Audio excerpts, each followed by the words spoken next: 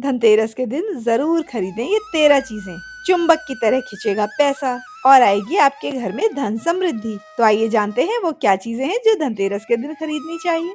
दीपावली के पर्व में धनतेरस का त्योहार सबसे पहले मनाया जाता है और हिंदू पौराणिक मान्यता के अनुसार धनतेरस तिथि पर भगवान धन्वंतरी का जन्म हुआ था।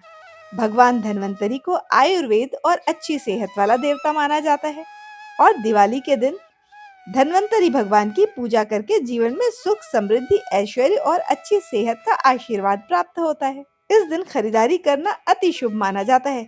धनतेरस के दिन हर तरह के शुभ कार्य प्रारंभ किए जा सकते हैं। विशेषकर सोना चांदी आभूषण नए बर्तन आदि खरीदे जाते हैं। धनतेरस के दिन इस प्रकार की कुछ विशेष वस्तुएं हैं जिन्हें खरीदने से माता लक्ष्मी का आशीर्वाद प्राप्त होता है। ऐसी मान्यता है कि हम धनतेरस के दिन जिस भी वस्तु की खरीदारी करते हैं उसकी 13 गुनी वृद्धि होती है।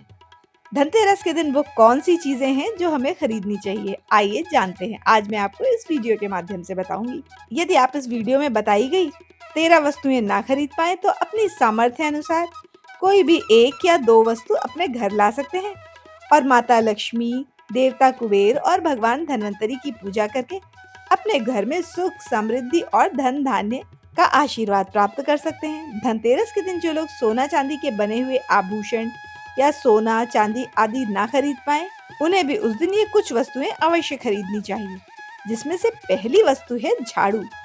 धनतेरस के दिन झाड़ू खरीदना बहुत ही शुभ माना जाता है। ऐसा माना जाता है कि धनतेरस के दिन नई झाड़ू खरीदना बहुत ही शुभ होता है। झाड़ू को माता लक्ष्मी का प्रतीक माना जाता है और ऐसा माना जाता है कि नई झाड़ू से धनतेरस के दिन पहले पूजा करके फिर उसका प्रयोग करके घर को स्वच्छ करना चाहिए। इससे घर की सारी नकारात्मकता दूर हो जाती है और घर में सुख समृद्धि का वास होता है। अगर हो सके सामर्थ्य हो तो धनतेरस के दिन एक झाड़ू का गुप्त दान अवश्य करना चाहिए। आप मंदिर में या किसी चौराहे पर या किसी ऐसी जगह पर जहाँ पे कोई जरूरतमंद व्यक्ति इस झाड़ू को उठाकर ले जाए रख सकते हैं। दूसरी वस्तु है साबुत धनिया। धनतेरस के दिन अगर आप इसे लेकर आते हैं और धनतेरस के दिन लाई गई साबुत धनिया से दिवाली के दिन पूजन करते हैं और फिर उसे क्यारियों में डाल देते हैं तो ऐसा कहा जाता है कि आपके घर में जो भी धन आएगा उसमें बरकत होने लगती है और धन अनावश्यक रूप से नहीं खर्च होता है। इस दिन नमक खरीद कर लाने की भी पुरानी मान्यता है। अगर डली वाला नमक है तो ये अति शुभ है। आजकल डली वाला नमक मिलना थोड़ा मुश्किल है तो उस स्थिति में आप पैकेट वाला नमक भी ला सकते हैं और धनतेरस से लेकर दीपावली के दिन तक और गोवर्धन और भाई दूज तक उसका प्रयोग करें। इन 5 दिनों तक लगातार आपको नमक का पोछा भी घर में अवश्य लगाना चाहिए। ऐसा करने से एक तो घर की दरिद्रता दूर होती है और घर से नकारात्मक ऊर्जा भी दूर हो जाती है। चौथी वस्तु जो आपको घर में लानी है वो है गोमती चक्र। जिस घर में गोमती चक्र होता है वहाँ सुख सौभाग्य और समृद्धि का वास होता है। गोमती चक्र घर पे रखने से वास्तु दोष भी दूर हो जाते हैं और अगर घर परिवार में किसी भी सदस्य में आत्मविश्वास की कमी है तो धनतेरस के दिन गोमती चक्र लाकर उनके हाथ से पूजा करवाकर फिर बाद में आपको इन गोमती चक्र को अपने मंदिर में या फिर धन रखने के स्थान पर स्थापित कर देना चाहिए। ऐसा करने से जो भी संबंधित परेशानी होती है वह दूर हो जाती है। ये आपको मार्केट में पूजा वाली दुकान पे आसानी से मिल जाती है। और 5वीं वस्तु है सफेद या पीली कौड़ी। सफेद या पीली कौड़ियाँ आप घर लेकर आते हैं तो महालक्ष्मी हमेशा के लिए आपके घर में निवास करती हैं। कौड़ियाँ महालक्ष्मी को आकर्षित करती हैं। इसलिए धनतेरस के दिन या शाम को आप जब धनतेरस की पूजा करते हैं और उसके बाद जब दीपावली की पूजा करते हैं तो इन कौड़ियों पर कुमकुम अक्षत आदि समर्पित करके उसके बाद इन्हें पोटली में बांधकर अपने पूजा स्थान पे या धन रखने के स्थान पर रख देना चाहिए। कौड़ियाँ आपको हर वर्ष खरीदनी चाहिए। यदि आपके पास पुरानी कौड़ियाँ हैं तो इन्हें आपको विसर्जित कर देना चाहिए और हर वर्ष नई कौड़ियाँ अपने घर ले आनी चाहिए। दोस्तों ये बहुत महंगी नहीं है लेकिन आपके घर में आके बहुत सारी शुभता को बढ़ाने वाली होती है। छठी वस्तु जो आपको इस दिन अपने घर ले आनी चाहिए वो है श्री यंत्र का चिन्ह। श्री यंत्र खरीदते समय यह देख लीजिए कि उस पर लक्ष्मी जी के सभी चिन्ह बने हों जो अच्छे से अंकित हों। श्री यंत्र जिस घर में होता है और उसकी नियमित रूप से पूजा की जाती है वहां पर कभी भी धन का अभाव नहीं होता है।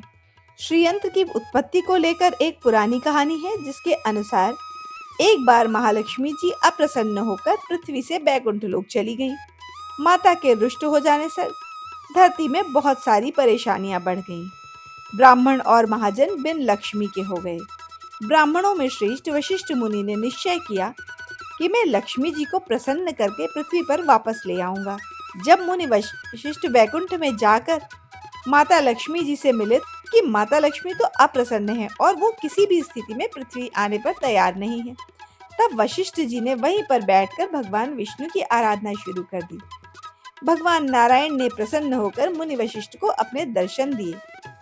वशिष्ठ जी ने श्री हरि से कहा, हम पृथ्वी पर बिना लक्ष्मी के बहुत दुखी हैं। हमारे सारे आश्रम उजड़ गए हैं। धरती पर वैभव समाप्त हो चला है। ये सुनकर भगवान विष्णु वशिष्ठ जी से बोले, चलो माता लक्ष्मी से बात करते हैं।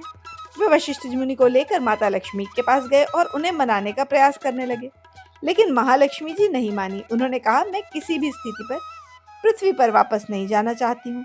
तब चारों दिशाओं में महालक्ष्मी के पृथ्वी पर वापस न आने की बात फैल गई।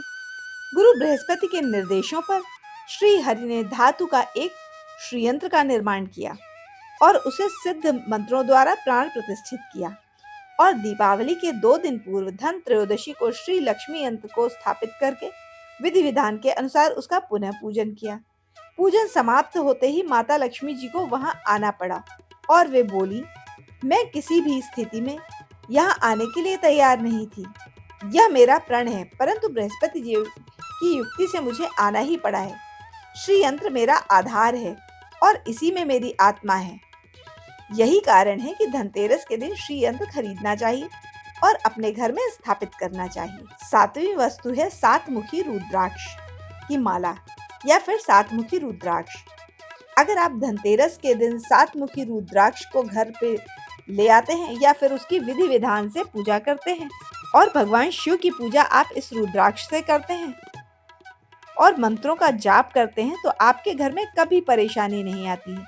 किसी प्रकार की भी कोई अकाल मृत्यु का डर नहीं रहता है, क्योंकि दीपावली दियों का त्योहार है और इस दिन घर में अपनी सामर्थ्य के अनुसार दीपक जलाए जाते हैं।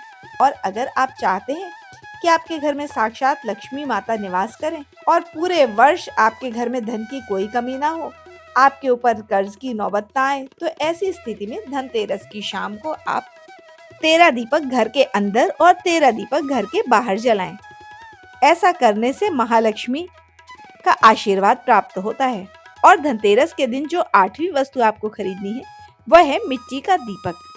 मिट्टी के दीपक धनतेरस के दिन अपने घर जरूर लाने चाहिए। दीपक अपनी समझ के अनुसार कैसा भी खरीद सकते हैं। अगर हो सके तो अगर संभव हो तो बहुत सारे दीपक खरीदकर इस दिन आप गरीब लोगों में तेल और बाती रुई सहित दान करें। और जिन दीपकों को आप धनतेरस के दिन खरीद के ले आते हैं उन्हें घर में मिट्टी की मूर्ति स्थापित करके उसके आगे जरूर जलाएं। यदि आप चाहें तो घर में सोने, पीतल आदि की मूर्ति भी लगा सकते हैं, किंतु सबसे श्रेष्ठ मिट्टी की मूर्तियां होती हैं। इसलिए धनतेरस के दिन माता लक्ष्मी और गणेश की मूर्ति भी अवश्य खरीदें। 9वीं वस्तु है माता लक्ष्मी और गणेश की मिट्टी की मूर्ति। इन्हें घर लाकर विधि विधान से इनका दीपावली पर पूजन करना चाहिए, तो भगवान पूरे वर्ष पर्यंत आपके घर में आपके साथ निवास करते हैं।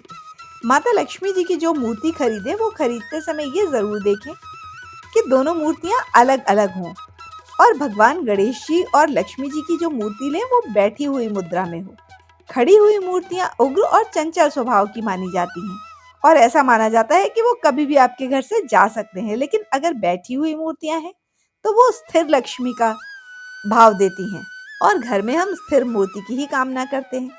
जो मूर्तियां खरीदते हैं उनमें ये ध्यान रखना होता है कि वो कहीं से भी खंडित ना हो, अर्थात टूटी फूटी ना हो। और गणेश जी की प्रतिमा खरीदते समय यह ध्यान रखें कि उनकी सूंड बाईं ओर मुड़ी हो और उनका मूषक भी उनकी मूर्ति में अवश्य बना हो। इसी प्रकार मोदक भी बना होना चाहिए। और लक्ष्मी जी की जो मूर्ति खरीदते हैं वो कमल के फूल पर विराजमान होनी चाहिए। उनके हाथ में सिक्के हो या सिक्के गिरने वाली अवस्था हो, ऐसी मूर्तियां घर में लाना बहुत ही शुभ होता है। आज के दिन उल्लू पे विराजमान लक्ष्मी की मूर्ति घर में नहीं लानी चाहिए। इस दिन प्रयास करना चाहिए कि हाथी या कमल पे विराजमान लक्ष्मी माता ही आपके घर आए। प्लास्टिक या प्लास्टर ऑफ पेरिस की मूर्तियां नहीं खरीदनी चाहिए। प्रयास करना चाहिए कि मूर्तियां मिट्टी की ही खरीदें। अगली वस्तु जो आप घर खरीद कर ला सकते हैं वो है नए बर्तन। आज के दिन न केवल पूजा से ही संबंधित वस्तुएं खरीदी जाती हैं, बल्कि घर में जो भी आवश्यक हो वो बर्तन भी खरीदे जाते हैं और उन नए बर्तनों के साथ दीपावली के दिन पूजन किया जाता है। ऐसा करने से आपको धन कुबेर भगवान और महालक्ष्मी जी का आशीर्वाद प्राप्त होता है। लेकिन लोहे के बर्तन भूलकर भी नहीं खरीदने चाहिए। लोहे का बर्तन खरीदने से एक तो शनि दोष लगता है इस दिन, और शनि ग्रह से संबंधित परेशानियां आपके जीवन में आ सकती हैं, और दूसरे राहु केतु भी बलवान हो जाते हैं। इसलिए लोहे की वस्तुएं ना खरीद के चांदी, पीतल, तांबा आदि के बर्तन खरीदने चाहिए। और 13वीं वस्तु जो आपको खरीदनी चाहिए वो है पूजा का सामान और धार्मिक पुस्तकें। यदि आप ये सारी वस्तुएं खरीदने में असमर्थ हैं, तो इनमें से दी गई कोई भी वस्तु आप दीपावली के लिए धनतेरस के दिन खरीद सकते हैं और घर में माता लक्ष्मी का आशीर्वाद प्राप्त कर सकते हैं। अगर आपको पूजा से संबंधित कोई सामान लाना है, जैसे अक्षत, कुमकुम, कलावा, लौंग, इलायची, पान, सुपारी, बताशा आदि, तो वो भी आप इस दिन अवश्य खरीदें। धार्मिक पुस्तकों में जैसे व्रत कथाएं, पूरे हफ्ते और पूरे महीने भर पढ़ी जाने वाली धार्मिक किताबें, पुराण आदि अवश्य ले आएं अपने घर में। और जब समय मिले तो खुद भी पढ़ें और दूसरों को भी पढ़कर सुनाएं। और यदि संभव हो तो इनमें से सारी वस्तुएं खरीदकर अपने घर ले आएं और पूरे वर्ष माता लक्ष्मी को अपने घर में आमंत्रित करें और उनका स्वागत करें। दी गई जानकारी अगर आपको पसंद आई हो तो वीडियो को लाइक करके हमारे चैनल को सब्सक्राइब कीजिए। और दिवाली के दिन पूजा कैसे करें, धनतेरस के दिन और दीपावली का शुभ मुहूर्त कब है, कब तक रहेगा, गोवर्धन पूजा और भाई दूज, इन सब के बारे में जानकारियां हमारे चैनल पे आपको समय समय पर मिलती रहेगी आने वाले वीडियोस में। इसलिए हमारे चैनल को देखते रहें। धन्यवाद।